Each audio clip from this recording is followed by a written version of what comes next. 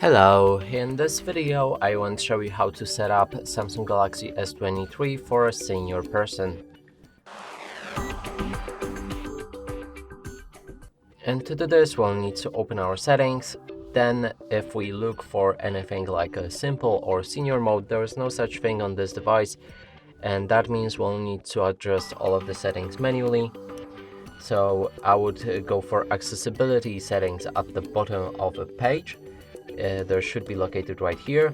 Then we can go for vision and enhancement, and next is a display mode. You can switch between default, high contrast or large display. So let's select large display, which will make everything on our screen bigger, like text, icons and buttons, just everything. Then there's high contrast theme. It's optional. If needed you can change it, but mostly it's not necessary. Then we have high contrast fonts. If you enable it, there won't be any gray text on your screen, only really black font. Then there's highlight buttons.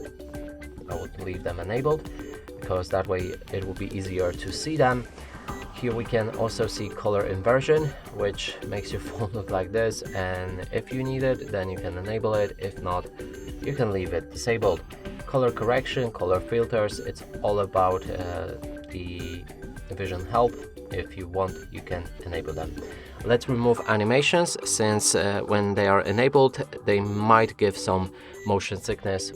Then reduce transparency and blur. It also will reduce some motion sickness and make some of the stuff more visible.